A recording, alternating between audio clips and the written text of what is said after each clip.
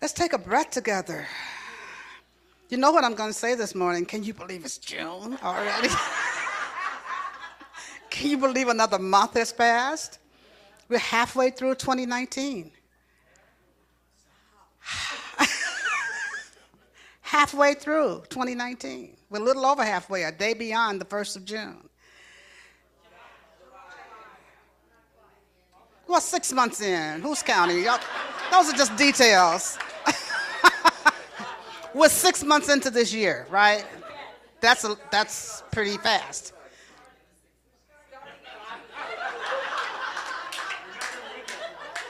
Okay. I didn't realize we were going to debate it. I wouldn't have even mentioned it. Oh my gosh. Okay, it's June 1st.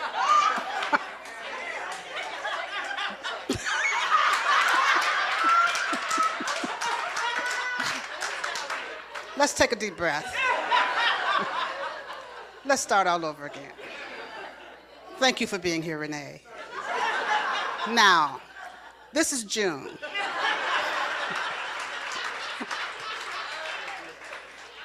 We have a new theme this month.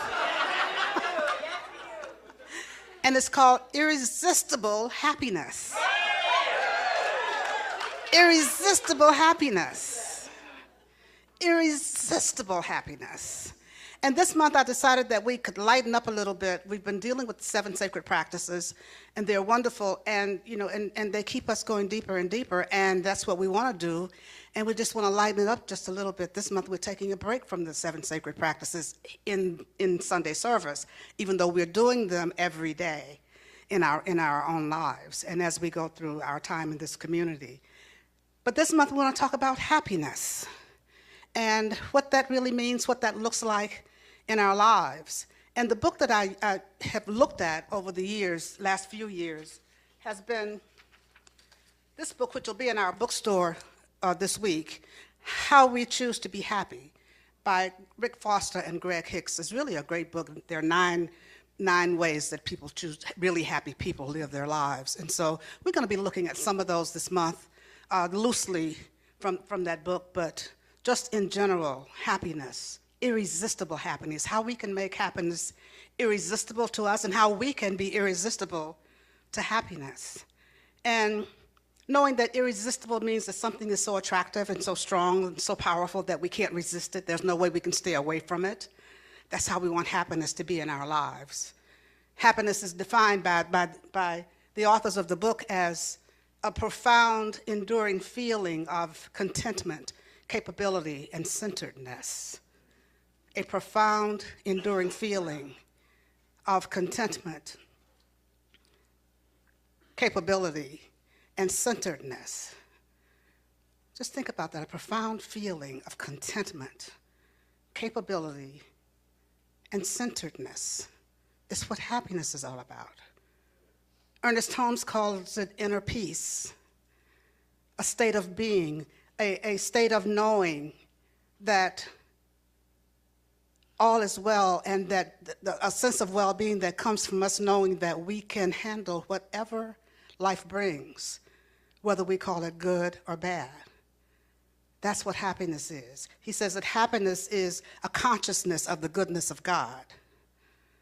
All of that is what happiness is all about, and all of that is what we want to attract into our lives. Always, and we're going to be talking about it specifically this month. So let's take a breath as we get into the topic for today. And that is, there are many paths to happiness, and the one that we're talking about today is the way of truthfulness. The way of truthfulness.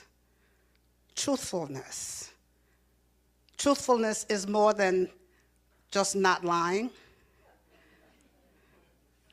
Truthfulness is the absence of deceit. And we're talking about truthful with the small t. The small t, not the big T, truth, but the human stuff that we get into with truthfulness, authenticity, being real, being honest, being authentic, being truthful. Truthfulness we're looking at truthfulness to ourselves and truthfulness to others. Truthfulness to ourselves, that's a personal statement that we make about ourselves to ourselves. Truthfulness to others is a statement that we make about others to others. And sometimes we do them verbally, sometimes we do them in our actions. And so we have to be mindful of how truthful are we really? How truthful are we in our lives? How truthful are we to ourselves? How often do we suffer because we don't tell the truth to ourselves? We don't live in truth. How often do we recognize that suffering really comes from lies? From the lies that we tell ourselves, from the myths that we live, from our own mythologies. And so truthfulness makes us take a look at how we relate to ourselves, how we relate to each other. And when we are not telling the truth to ourselves, there's no way we can come to know ourselves. When we are not telling the truth to or about each other or another, there's no way we can have intimacy in our relationships. And so it's so important for happiness to exist, for us to open our hearts and open our minds and let go and just tell the truth. Just be truthful. Let's take a breath. Just be truthful. And I really want you to think about this as I'm talking about it. How often are we not truthful to ourselves? How often do we not choose the truth? How often do we have thoughts and self-talk that's really not the truth about who we are and what our value is and what our skills, what our experience are, and what we bring to the world? How often do we criticize? How often do we judge? How often do we just go into all that stuff that's not the truth about who we are? And when we do that, that's what separation is all about. When we're starting to feel separate, when we're feeling separate from God, when we start to feel separate from ourselves, then we start to not tell the truth about ourselves. We start to pick apart ourselves, pick at all the little things that we think are wrong, all the little things that we think we've done wrong, all the little things. Some people seem to think that they were permanently flawed, that they came in flawed when you hear them talk about themselves. And sometimes we talk about ourselves that way. And I'm saying to all of us, we're not. We're not. We're each and all made in the image and likeness of God. We're each and all whole, perfect, and complete just the way we are. And that's not just a platitude. That's the truth. If we are one with God, we have to be whole, perfect, and complete. And if we are, we have to learn to accept ourselves just as we are. Just as we are. And when we start to do that, then our lives become so much easier. Our lives become so much better when we start to accept ourselves just as we are. We start to accept ourselves just as those God beings that we are. And when we're tuned into that place, we open our hearts to ourselves, keeping open the door of our hearts. We keep open the door of our own hearts to ourselves, and happiness just comes in because there's that irresistible space for it. That place for contentment, that place for acceptance. And so when we choose the truth, when we choose to be truthful, then, wow, we've made some exciting choices for ourselves. We have opportunities to grow. We have possibilities that we didn't even know were possible for us. But we have to choose to tell the truth. We have to choose it. If you think about people that you may know, I know some, who their automatic response if you ask them a question is to lie. Do you know people like that? When you ask them something, the first thought is not to be truthful. It's to tell a lie. It's to shade the truth. That happens because of fear and anxiety. People are afraid sometimes. People who lie a lot are afraid to tell the truth because they're afraid of rejection. They can be afraid of retaliation. They can be afraid of embarrassment. All those things. Think about when you have not told the truth in response to something. It's usually fear of retaliation, fear of rejection, fear of not being accepted, fear of being embarrassed about something. And so the natural response is not that, but it's the natural response is to not tell the truth. That was an amen over there. And so let's take a breath as we just think about how fear and anxiety makes us move into a place of just not being honest, not being truthful, lying. Howard Thurman says that we have to cut off fear and anxiety from the food supply of our spirit. We have to cut off fear and anxiety from the food supply of our spirit, because it can't live. Fear and anxiety can't live if we don't feed it. And we feed it in the darkness. We cut it off from its food, from the food supply of our spirit, when we shine the light on it. When we shine the light on the lies, when we shine the light on the hidden things, when we shine the light on those secrets that keep us separate, then fear and anxiety have to fall away, because there's no food for it. They have to die away. And then when they do, we open up, our hearts open, and happiness can come through. But we have to choose these things. Happiness bubbles up from within us. It bubbles up from within us. I read a quote many years ago where it says that it is not easy to find happiness within ourselves, and it is not possible to find it elsewhere. It is not easy to find happiness within ourselves, and it is not possible to find it elsewhere. But how often do we go around looking for happiness in all the wrong places? Or all those outer places?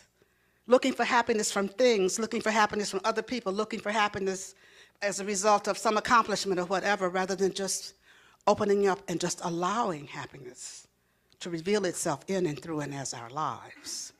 And that's what choosing truthfulness can do for us, because truthfulness helps us to open up. Another thing that we have to do is to nurture truthfulness.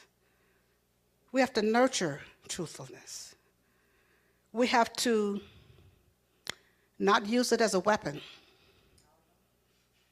Did somebody say amen to that? I heard it over here. Think about it. How often do people use, or do we use, truth as a weapon? How often does somebody come to you, or you go to somebody else and say, I just want to give you some honest feedback? You know right there. I just want to give you some honest feedback. You didn't ask for it. They didn't ask you if they could give it to you. They just want to give you some honest feedback about something that you're doing, or a way that you're living, or however it is. But that honest feedback, what's that about? And that's a question for us to ask ourselves. When we feel like we have to tell somebody something, that's a question for us to ask ourselves. Is this something that, well, first of all, why am I telling them this? Why am I saying this, whatever it is? Why am I saying this? Is it something that needs to be said? And does it need to be said by me? Those are three big questions. Why am I saying this? Does it need to be said? And does it need to be said by me? Because everything is not ours to say. Everything is not ours to say. It may need to be said, but maybe not by me.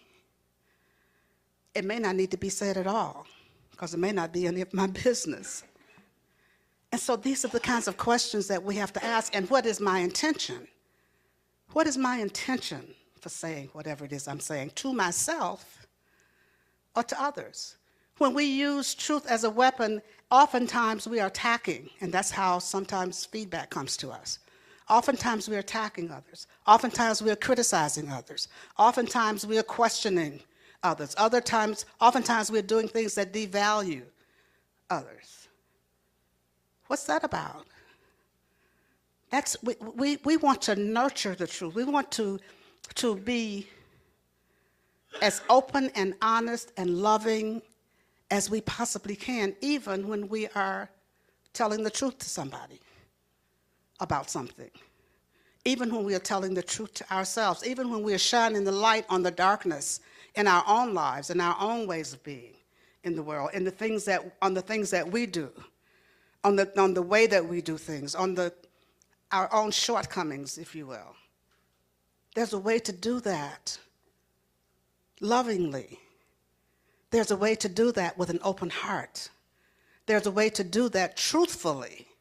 Because when we're doing this self-talk, we have to really ask ourselves, is this the truth about me? Is this really true? Or am I just in that place of not feeling good enough right now? Or am I in that place of just not feeling very well right now? Am I in that place where I need to just sit down and pray and meditate right now? Or go for a walk, or take a deep breath, or let go of all kinds of stuff that I've been holding on to. This is how we nurture truthfulness when we allow ourselves to be in the moment. Because in order to be truthful, we have to be mindful.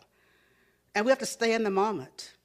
And we have to not allow ourselves to get caught up in things that aren't right for us. We have to allow ourselves to honor ourselves. We're not being truthful or honoring ourselves when we always put others before us. We always put somebody else's needs or somebody else's desires or somebody else's good before our own. That's not being honest to ourselves. That's not being truthful to ourselves, because what we're saying is their needs are more important than mine. It's more important that they have this than that I do. And there may be times when that's true. But as a way of life, it is not. As a way of life, we have to honor ourselves first, after God, of course, and then honor ourselves first. It's like that oxygen mask on the plane. Honor ourselves first, and then we can honor others. And so nurturing the truth within our own being, nurturing our own truthfulness, telling the truth about ourselves, opens our hearts and makes us more irresistible to happiness, makes us more irresistible to contentment, makes us more irresistible to capability because we become aware of our capabilities, makes us more irresistible to that centeredness. Because once we are in sync with the divine, then we are in that place of centeredness.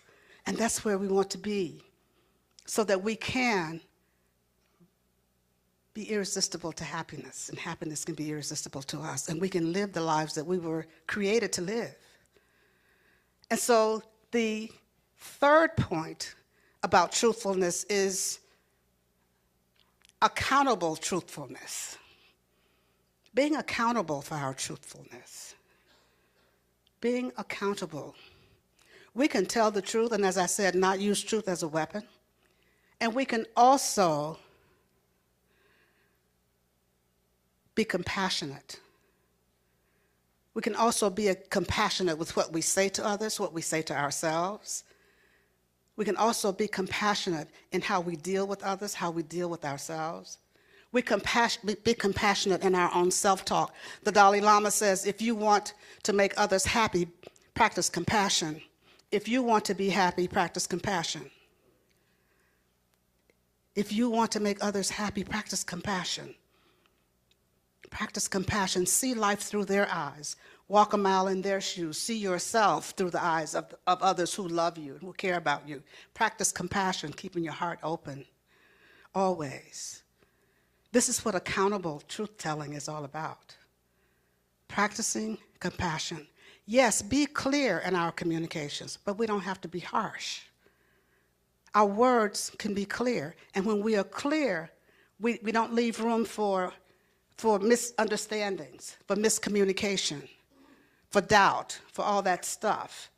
When we're clear and when we're truthful and clear, coming from a place of an open heart, then that's accountable truth-telling, because we're coming from a place of our hearts being open. But when we are coming from another place, then we aren't being very accountable, when we can't be compassionate in our way of telling somebody something we want them to know. So think about it, how we communicate with each other. Think about how we communicate with ourselves. Is my heart open now? Is the door of my heart open to this person that I'm talking to right now? Practicing responsible, accountable truth-telling is one way of keeping our hearts open always. It's one way of practicing oneness and not getting into that place of separation. It's one way of practicing oneness not only with ourselves, but with everybody. And in spiritual community, you know what? That is so important for us to do. In spiritual community, that is so important for us to remember. In spiritual community, that is so important for us to practice over and over and over again, because we have as many different personalities in here as we have people. And we have as many different issues in here as we have people. And we have as many different ways of communicating here as we have people. And what we have to do is have open hearts as we interact with each other. We are all different. We're all different. Yes, we are all one, but we are not all the same. And I'll always add, thank God. I always add, thank God to that. Because look at how boring life would be if we were all the same. But you know, that's what hangs us up, because we're not all the same. Because somebody's not just like me, then there's something wrong with them. Or all that kind of stuff we get caught up in. We want other people to be just like us. That would be awfully boring. And so the thing for us to do is to recognize that, yes, we're all different. Yes, we are all one. There's only one life. There's only one mind. There's only one presence. We are all a part of that one. And so when we move into that place of knowingness, when we move into that place of practice, when we move into that place of the big T truth, then we start to interact differently with each other. We start to tell the truth to each other. We start to live in truth, and our relationships with each other and our community continues to grow and expand and be that loving community, that place of care, connection, and creation that is the vision for this place here. And so that whole, just came to my mind, that whole go direct policy that we have here. If there's an issue that you have with somebody, talk to that person about it, rather than talking to her and him and them and those over there, because all that creates separation. But if there's an issue, going to the person with whom you have an issue and talking to that person about it and resolving the issue that way. And it keeps community being seriously community. It keeps us being a loving community. And it keeps us in truth. Because the minute I tell you and you tell her and you tell him and you tell him, it's a different story by the time it gets over there. And truthfulness has gone out the window. And when truthfulness goes out the window, mindfulness goes out the window, oneness goes out the window, lovingness goes out the window, open-heartedness goes out the window. And so what we have to do is to be mindful. Be mindful of the importance of truthfulness in our own lives, of truthfulness in our own community. And another point I want to make about accountable truth-telling and truthfulness is being mindful of the timing of things that we say. Be mindful of the timing. Some things might need to be said, but it may not be the right time. It may not be the right time. That's the awareness that comes from an open heart. It may be something that needs to be said. It may be the truth. It may need to be said, and it may need to be said by you, but it may not need to be said right now. So what we have to do is to really, when we're tuned into each other, we know about timing. We get a sense of that because Spirit lets us know this is not the right time. And Spirit also lets us know now is the time. And you can say something and another person hears it in a totally different way than they would have heard it yesterday, or they might hear it tomorrow. But we know those things. When we move into that place of oneness with God, we move into that place of receiving and hearing and acting on divine guidance, then we know exactly when the divine timing is. And we know exactly what we need to say, and God will put the words in our mouth that need to be spoken. And so the thing for us to do is to choose truthfulness, nurture truthfulness, and then be accountable with our truthfulness. And as we do that, that keeps open the doors to our hearts. That keeps open the doors to our hearts in a really big way. And that makes us so irresistible to happiness. That makes us so irresistible to contentment. That makes us so irresistible to oneness. That makes us so irresistible to the consciousness of the goodness of God always. That makes us so irresistible to the knowing that we can handle whatever life brings, whether we call it good or bad. because we have that openness, we have that open-heartedness, we have that mindfulness, we have that oneness that brings all these things into our lives, into our being. And so I invite you to be irresistible to happiness. Be irresistible to happiness and be open so that happiness can be irresistible to you. Practice truthfulness. It is a way to happiness, and it is a way that helps us to grow and expand and really be in that place of oneness with ourselves and with all others. God bless you. Let's move into prayer. So as we take a breath together this morning, just knowing and sensing and feeling God's presence right here, right now, right where we are. Knowing that that presence is always with us. Knowing that that presence is my very life, for it is the only life. It is the only presence. It is the only breath. It is the only activity. It is the only big T truth.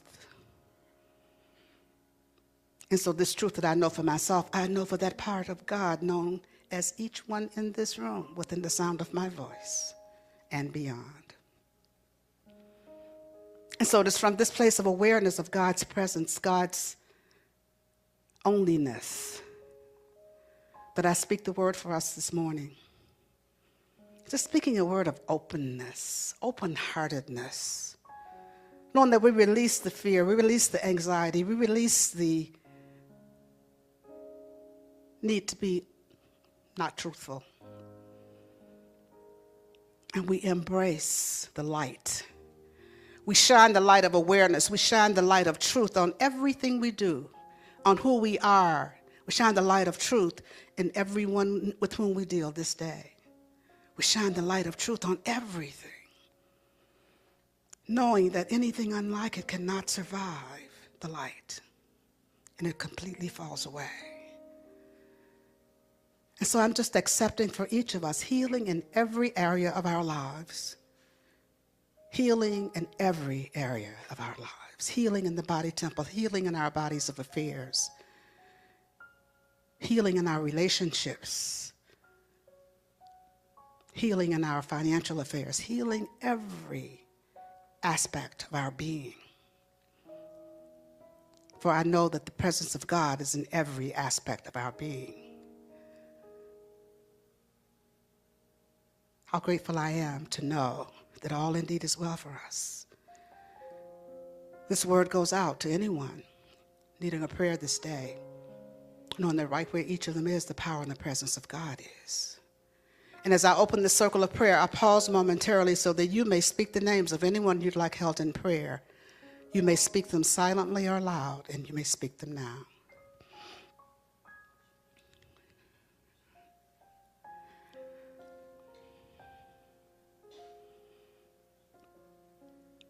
And so for all those whose names were spoken here this day, I know that God is right where each of them is, blessing and keeping them, and that all is well.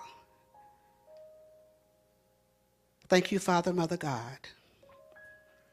Thank you, Infinite Presence. Thank you, Divine Mother.